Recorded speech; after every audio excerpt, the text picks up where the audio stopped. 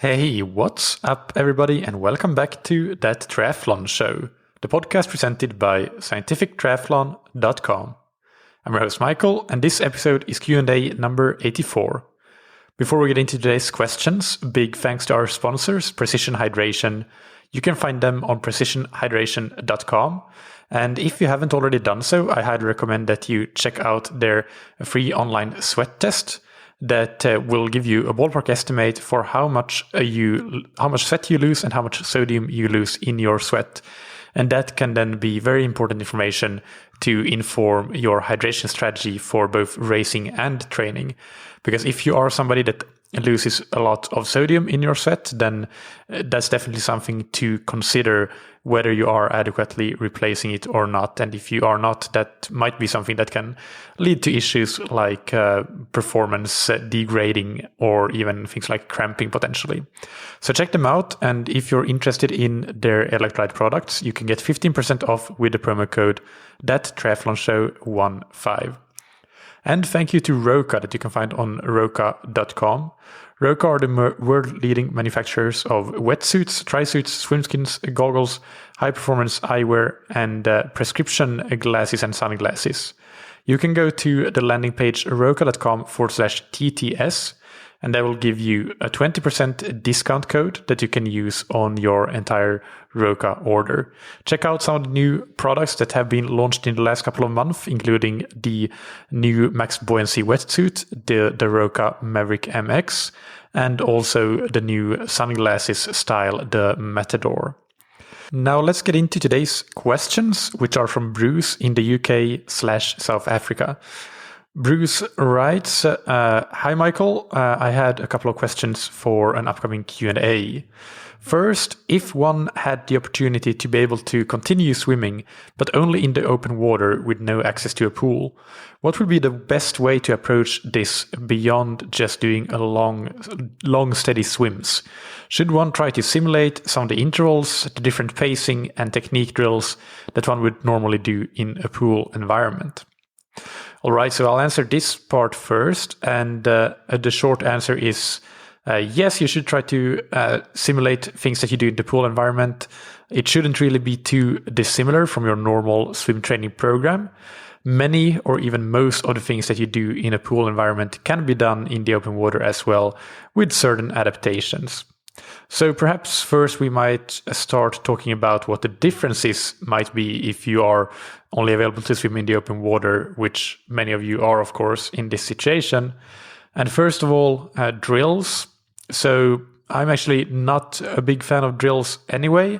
I do think that the best technique practice when it comes to swimming, at least once you have the very basics down, is actually just very, very deliberate, focused, present swimming with a focus on technique, but not as part of drills, just focusing on the actual swimming action, using certain cues perhaps, and focusing on a specific part of the stroke. Those are all fine. But personally, not a big fan of doing isolated drills, even though they do have their time and place. I'm not completely against them, but I just think that it's generally not a massive, like a big part in any of the programs that I prescribe to my athletes. But if that is a big part of your normal program, then yes, this likely will change and has to change in the open water, because that's just not a good environment to be doing it. It's just difficult to control the movement with the chop, and you might not be able to see what you're doing anyway, depending on where you're swimming and so on. So yeah, that's an aspect of swimming that you would not be doing in the open water. In terms of use of equipment or swim toys, so this is another area where things are changing, because probably most of you swimming in the open water would be using a wetsuit. There are, of course, certain places where you would not be doing that necessarily, but for most of the listeners, I think that is the case. And in those circumstances, different pieces of equipment like a pull buoy, fins, and so on aren't really that relevant or beneficial the way that they are in the pool, because you already get a lot of buoyancy from the wetsuit itself. And another important tool that I really use a lot and prescribe a lot is the snorkel. And that unfortunately doesn't really work well with the waves and potential chop, you will probably swallow a bit of the ocean if you do use that. So not the best to use either in the open water. The one piece of equipment that probably can see some good use in the open water would be paddles. And that I don't see any reason why you could not still be using that in the open water. And I have been doing that, and I have done that myself actually in periods where I have not been swimming in the pool for a shorter period of time and only swimming in the open water, and that works just fine. And in addition, the tempo trainer, and that is something that some of you may already be using in the pool. Probably a lot of you don't, but that is basically a metronome that has a few different modes. And without going into too much detail, that can be a lifesaver when trying to do structure training in the open water. So definitely get a Finis tempo trainer or a similar product if there are other metronomes out there that work in the same way, and start using that, because that will be what allows you to train with the same structure that you do in the pool environment and not really have to think about it, not have to do stop-start intervals and that sort of thing. It just will make life so much easier for you. So the tempo trainer is something that you will be using actually a lot more in the open water than what you would be doing in the pool. So, all right, that's those are the tools and the differences between the different environments, the pool environment and the open water environment. In terms of similarities, so while you might do the odd long steady swim the way that you would do a long steady continuous run or ride, I do think that most sessions, even in the open water, you should still break up into segments or intervals, if you want to call them that. And by this, I don't mean hard intervals. For example, a standard aerobic endurance swim in the pool might look like something very simple. For example, 10 times 400 meters or 10 times 500 meters with 30 seconds recoveries between intervals. Depending on your speed, you might be doing something even shorter, like 10 times 300 meters for a slower swimmer. Either way, just take whatever session you would normally do in the pool. So let's say your staple will be a 10 times 400 meter endurance session. Take that and translate that distance to a time prescription instead. So if you normally swim aerobic intervals, whatever the distance is, in, let's say, 6 minutes, then set your tempo trainer to beep every 30 seconds. And then swim at an aerobic effort. Just keep the same effort level. You don't need to check your pace or anything like that. Just keep the right RPE and count to 12 beeps. And that means 6 minutes because you have it set to beep every 30 seconds. And then rest and go again on the following beep, which will be another 30 seconds. That means that you have rested for 30 seconds. And to explain why I think that most people should break their swims up into intervals like this, rather than doing a continuous 3,000 or 4,000 or 5,000 meter swim, is simply to make sure that the technique and focus remains good throughout the set, so that you build your muscle memory with as good mechanics as possible. So there's definitely an argument for some really good swimmers might just as well swim a straight 4,000 or 5,000 meter or 6,000 meter or 7,000 meter at an aerobic effort, and they will be swimming just as well at the end of that session as at the beginning. And if and when that is the case for you, by all means do so.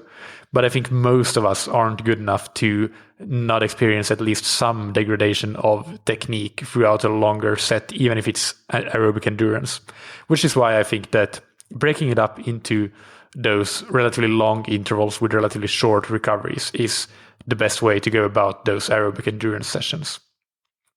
Now, on the other side, when we have some sort of intensity involved, for example, let's say VO2 max, you might be doing 10 times 100 meters as your normal staple VO2 max workout in the pool.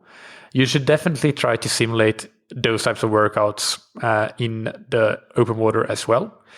So again, it just comes back to translating what that distance is for you to whatever duration that means.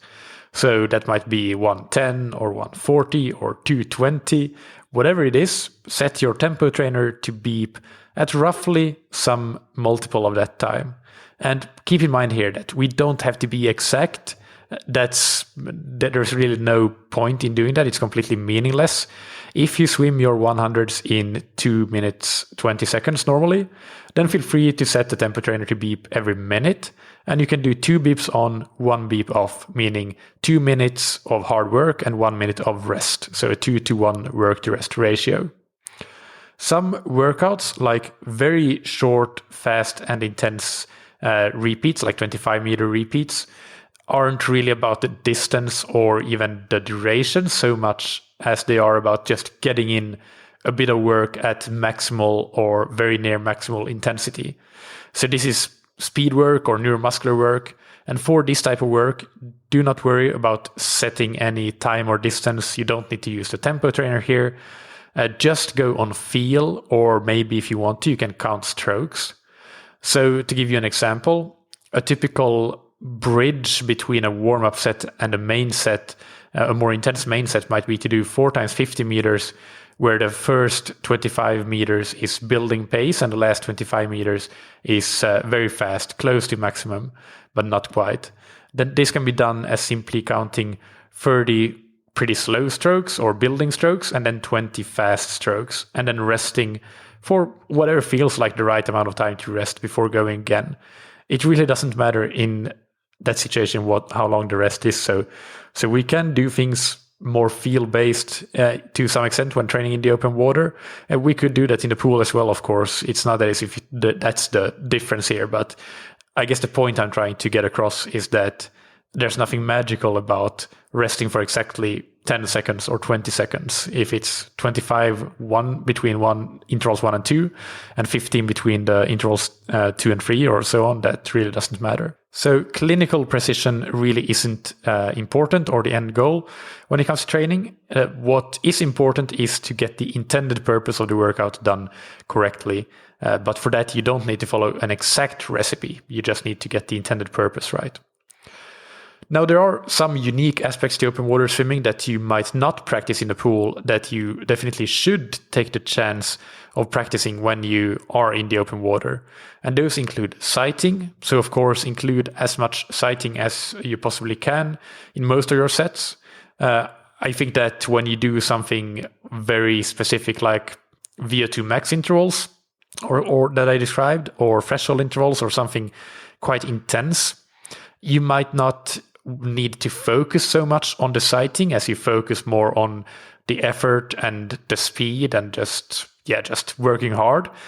You still probably will need to do that, of course, depending on, especially on if there's any traffic in the water and so on, and where you're swimming from and towards. Sighting is never going to go away completely, and that's a good thing. But I think that you can take the opportunities that you have during the easier, lower intensity swimming to practice on sighting even more specifically and be really deliberate about that. And then when you do that hard work, the main purpose is more so the physiological demands and not the specific technical demands of sighting. So sighting takes a bit of a backseat in terms of priorities during those segments. Then another unique aspect in open water swimming is, of course, the different conditions you might encounter, from very flat conditions to very, very choppy or big surf. So if you have a day with a bit more wind and a bit more chop, don't take that as an opportunity to postpone your swim to the next day when the forecast says it's going to be just flat again. But actually take that as an opportunity to practice swimming in those different conditions, in the bigger chop. And drafting, well, right now is probably maybe not the best time to practice drafting, especially not in any bigger packs, bigger than more than 2 people. But perhaps if you're swimming with somebody from the same household, then right now is a great time to go out and do some 2 people drafting and take turns to pull in whatever the workout calls for. And just practice staying on the hip or staying on the feet of the person in front of you and then taking turns to do that. Race starts, including either running in from the beach and running back up onto the beach, or a deep water start.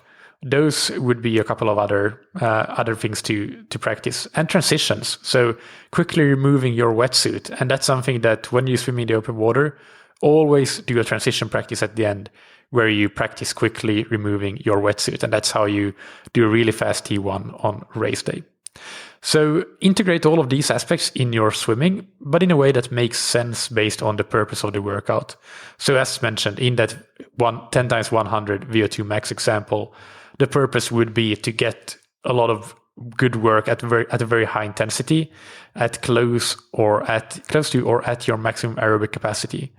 And that might not be possible on a day with really big surf. So maybe move that workout to a day with better conditions if that happens to be the case on the day.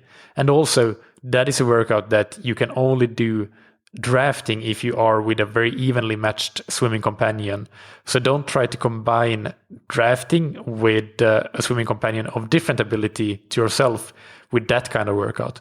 But you could combine that potentially with more of an easy aerobic or recovery swim. So that's those are some examples of how to think about getting the main purpose of the workout or the set done, and integrating some other aspects as and when possible.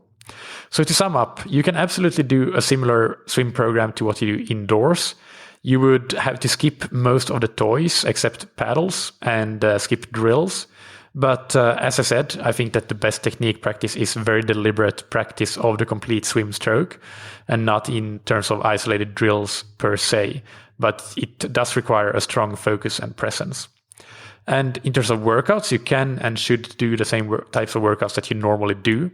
So if you normally do 2 low-intensity swims in a given week, 1 high-intensity swim with shorter and faster intervals, and 1 moderate-intensity swim with longer intervals at a sub-maximal intensity, then do those same types of workouts in the open water. Translate the distances that you would do in the pool to durations instead, and use the Finis Tempo Trainer.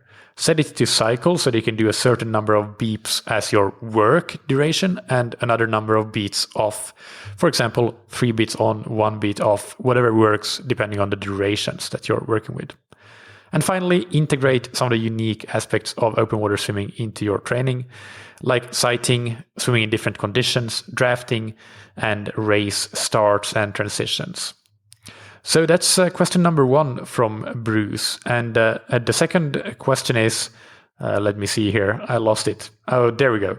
It seems there are many different ways to perform a test for threshold and maximum heart rate, and then again different methods or formulas to set one's heart rate zones from those results.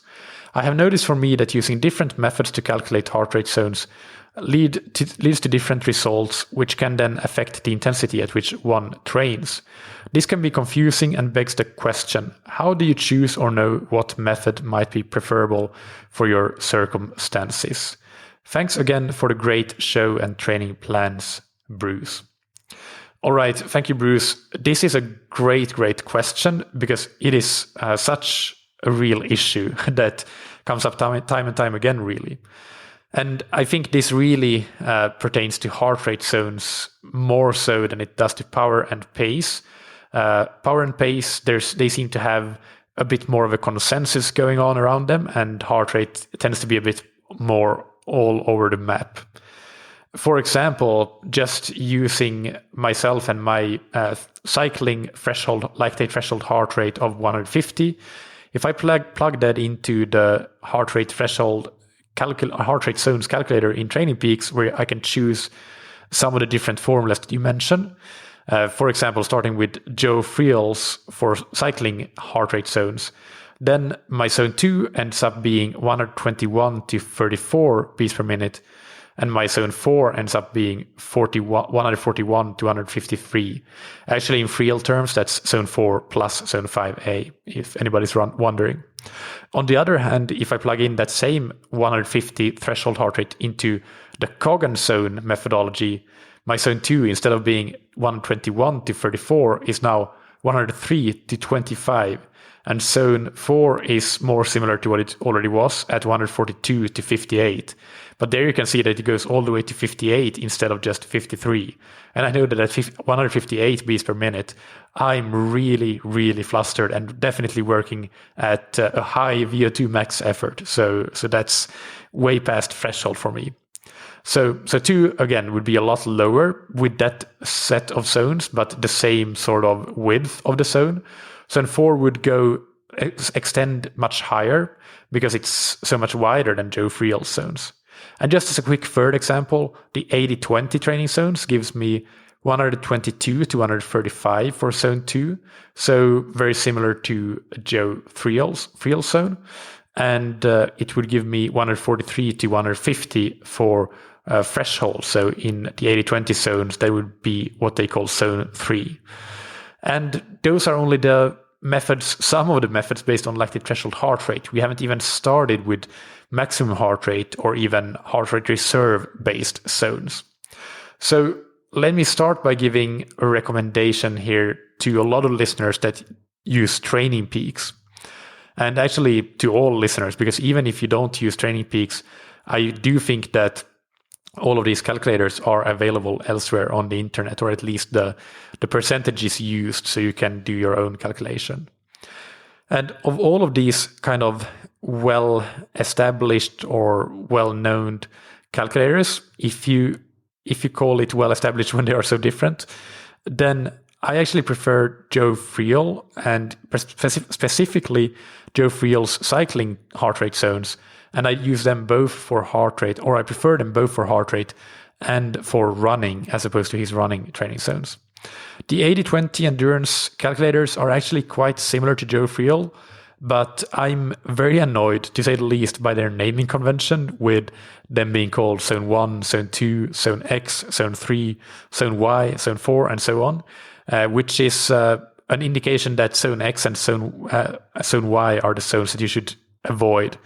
And I strongly believe that there is a time and place for all types of training across the spectrum. And it's either way, with heart rate, it's impossible to avoid hitting the continuum of heart rates anyway, which you might be able to do with power. It would be a bit of a different story, but I just don't see the point of using the Zone X and Zone Y, so Y as gray zones to avoid. So that's a long-winded way of saying that if you want to use any of the auto calculations in Training Peaks, my recommendation is to go for Joe Friel for cycling. So if you do use that, obviously what you need is first a good input, because a garbage in, garbage out applies as ever. So how do you then get a good estimate for your threshold heart rate? My recommendation, and this is what I do for myself and for the athletes that I coach, is to look at your last 3 to 6 months of training and take the top 5 maximum heart rates across 60 minutes and the top 5 maximum heart rates across 20 minutes that you've done, and separately for the sports, of course, so separately for running and cycling. And your lactate threshold heart rate will probably fall somewhere in between those two. So when you take the average of the top 60-minute heart rates and the average of your top 20-minute heart rates. So for example, the average of my top 5 60-minute heart rates is 146, where the number 1 maximum is 150. And the average for my top 5 20-minute heart rates is 156, where the number 1 maximum is 160. And the average of 146 and 156 is 151. So I could use that as an estimate for my lactate threshold heart rate. And I use 150, so that falls very close to what I use already. Now, to get these top 5s and the averages and so on, I have built a lot of custom-made charts in the WKO software to keep track of these things easily for myself and the athletes that I coach. So I realized that finding your top 5 might not necessarily be an easy thing, although I think you could do that with Training Peaks peak performances function. So do look into that. That might actually be possible. But you can definitely find your top 1 of each. And if that is the case, then I would just recommend to take your top 60-minute heart rate and take 94% of your top 20-minute heart rate. For me, that means that I take 149 as my 60-minute heart rate, and I take 0.94 times 160 equals 150.4 as the second number that I described. And I can average and round that, and then I get 150 essentially as my lactate threshold heart rate, and which is, again, what I use. Keep in mind that 2 to 3 beats per minute one way or another is neither here nor there. There is always some margin of error present, and your threshold heart rate really isn't a number, but it is a range of heart rates. So we don't have to be too worried about getting the exact number right. The range of your threshold heart rate might be 6 to 8 beats per minute wide, even in controlled conditions. So on the same indoor bike training setup in the same temperature with the same ventilation and so on. But that is an example of how I would go about estimating lactate threshold heart rate. That is my preference, to use historical training data and sort of peak performances, but not use just one data point, but use multiple. And then if you have that estimate, then I do think that Joe Friel's cycling zones are pretty good and a decent starting point for most. One thing that I should mention, though, is that you need to make sure with all of these peak heart rates that you're using as your input for estimating your lactate threshold, make sure that they are accurate. Go and look into the actual workout files and make sure that they're not artifacts and errors in measurement that you might find with some spikes and so on, or just the heart rate monitor acting really weird every now and then. That happens for most athletes. So make sure that you don't have any of those numbers. Only use real, actual data that is trustworthy and accurate. So that's it for the estimating your lactate threshold heart rate and using the Joe Friel's zones. An even better way than doing just that, even though I said that that's a good starting point, which it is, but I think an even better way is to cross-reference a zone type of zones based on lactate threshold with zones based on maximum heart rate. This is a bit more advanced, but I'll just walk you through my process for doing it. And for those of you that want to try it, then feel free. And for those that want a more simple option, go for the Joe Friel cycling zones and just get a good estimate for your lactate threshold heart rate, as I already described. But in this second scenario, more advanced scenario, I would also look at an athlete's maximum heart rate from the same period, so from the last 3 to 6 months. I would generally choose 3 months if they have enough training and enough data from that period. If they would be more of a low volume athlete, perhaps I would use 4 or 5 or 6 months. But I would average their top 5 maximum heart rates, again, making sure that we don't have any errors in there. So just use actual real data. And in my example, my personal example, my maximum cycling heart rate is 174, but the average of my top 5 max heart rates that I've measured in the last 3 months is 170. So I would then split the difference between that maximum and the average of the top 5 and use 172 as my maximum heart rate. Unless they are all within 1 or 2 beats of each other, which in my case they're not, because a lot of the top 5 are kind of 168, 169.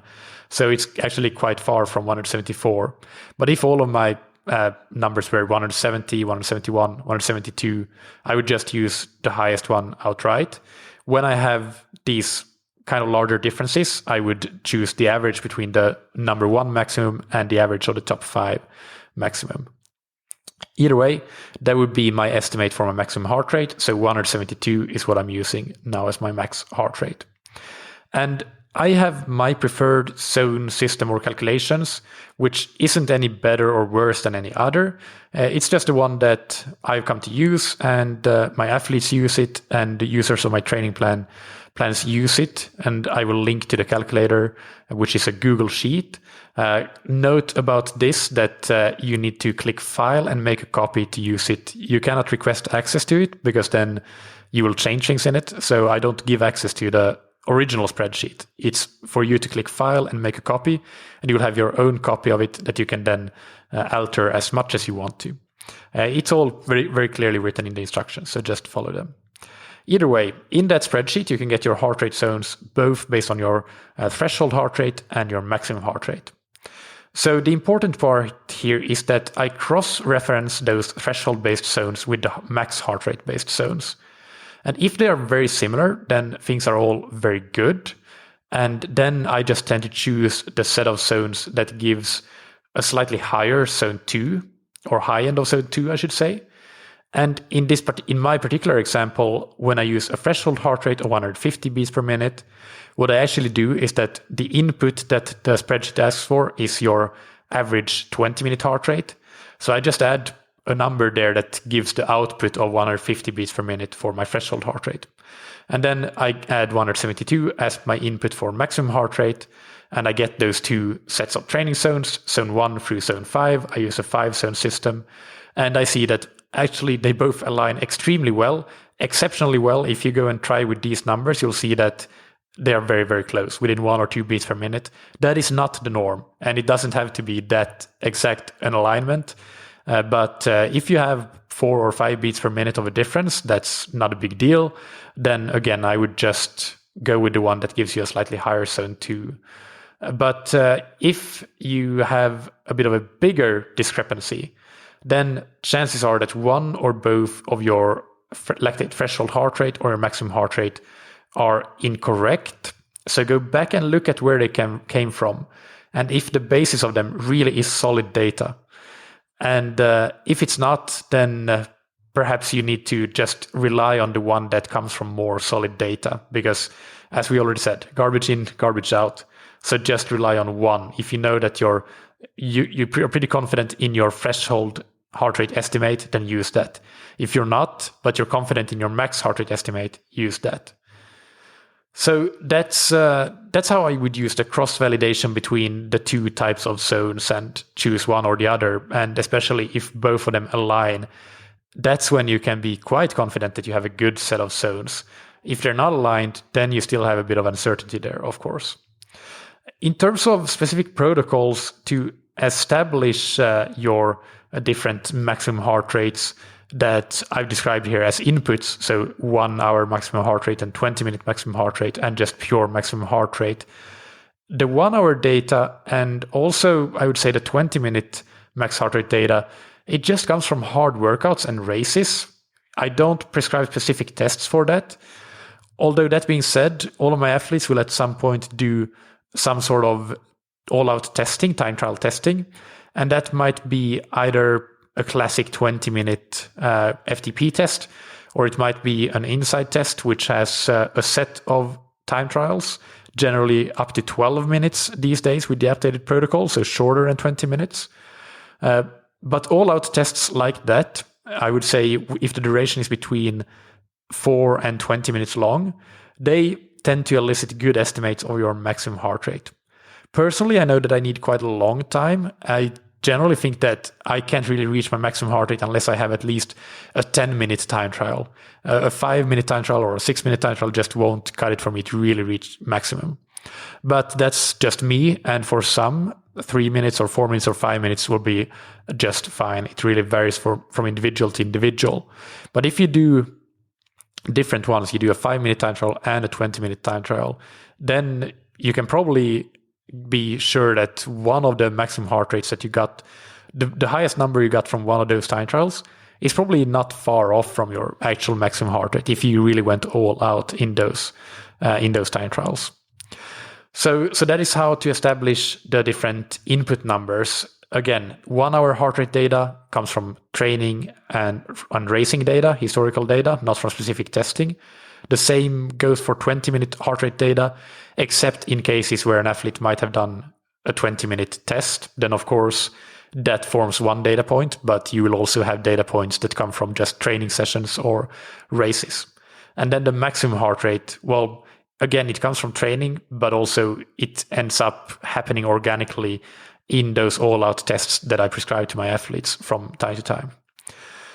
Now, if you are confident that both your lactate threshold heart rate and your maximum heart rate are well established, and you still see a discrepancy between those two sets of zones, or whatever sets of zones that you use does not really fit with what you're experiencing, this is really where the art of coaching comes in. So if I were coaching you, I would ask you, how do you feel at certain heart rates? I would maybe design a workout just for that. So ask you to raise heart rate gradually and note down your RPE.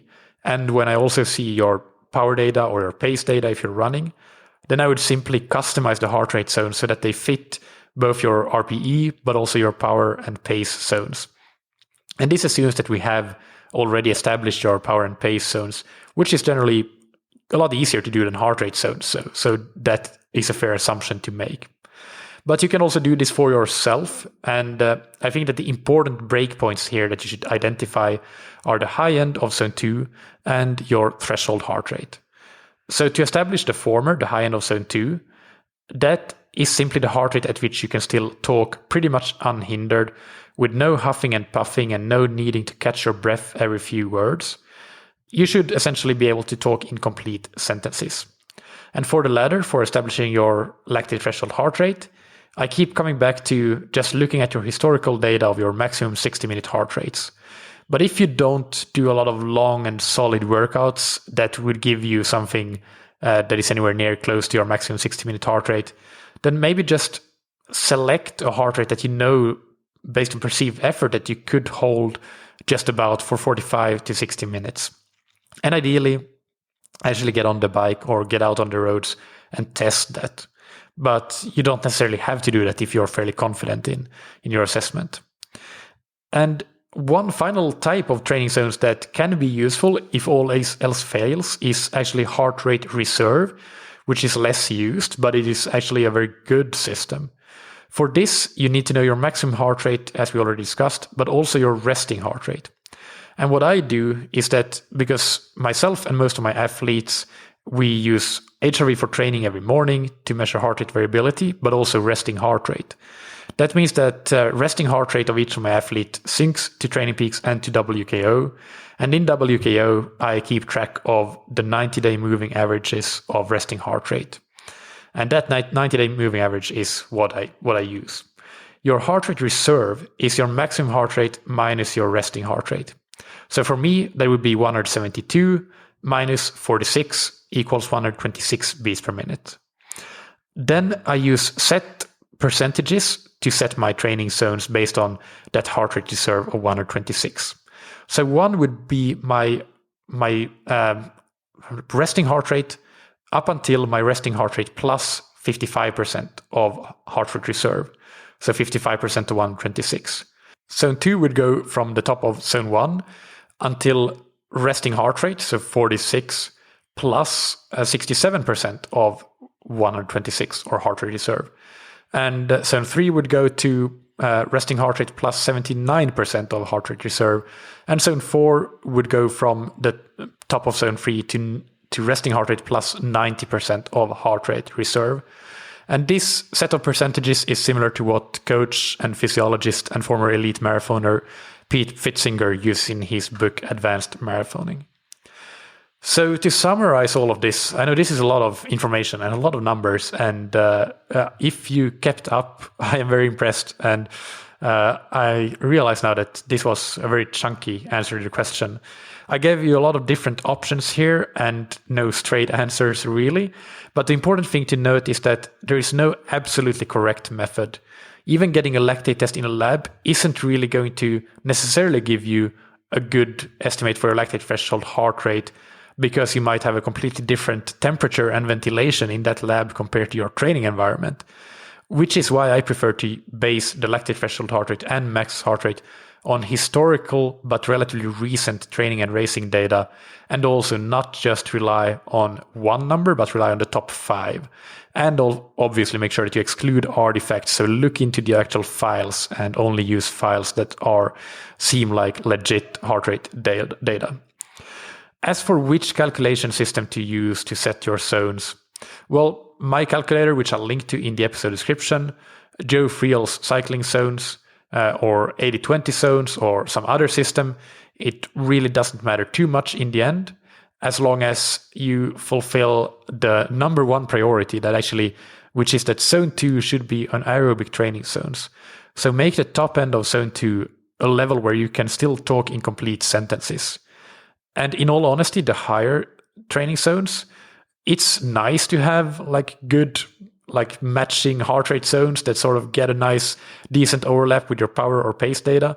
But I actually always prescribe those kinds of workouts primarily with power or pace or RPE and heart rate secondarily.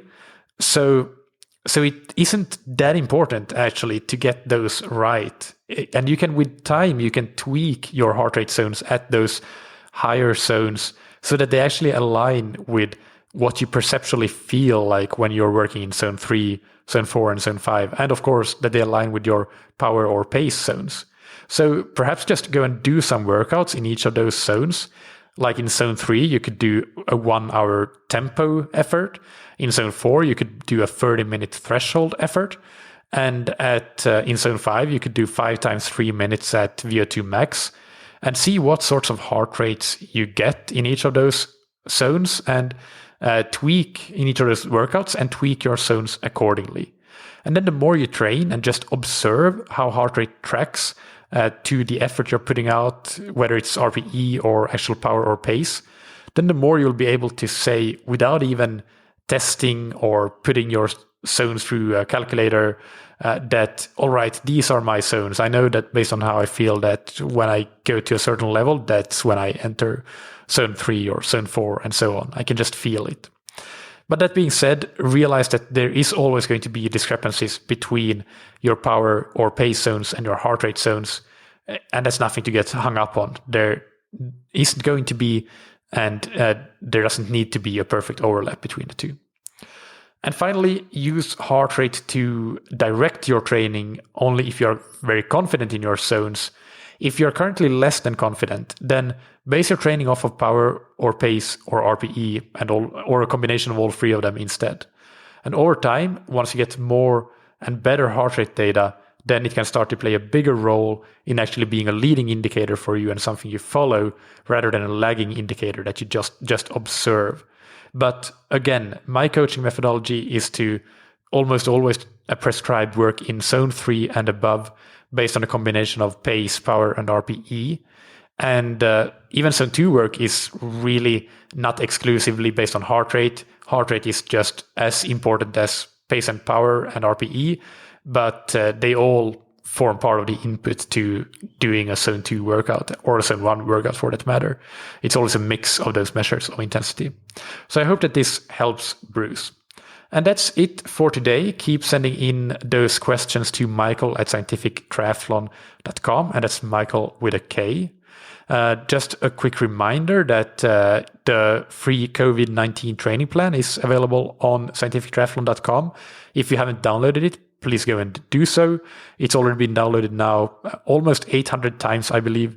So that's really great. And thank you everybody who has given positive feedback for the plan. And it's good to know that people are still training and really ambitious and have goal oriented and want to improve, even though we don't have any races on the immediate horizon. I think that's it for today. Let's finish off by thanking our sponsors, Precision Hydration, that you can find on precisionhydration.com. You can get 15% off your electrolyte products with the promo code ThatTriathlonShow15. And thank you to Roka for sponsoring the podcast. Go and check out their wetsuits, dry suits, swim skins, goggles, high-performance eyewear, and prescription glasses. And in particular, check out their new products, the Maverick MX Max Buoyancy Wetsuit and the Matador sunglasses. And you can get 20% off your order on roka.com/TTS. Thank you, as always, for listening. Keep training smart and keep loving triathlon.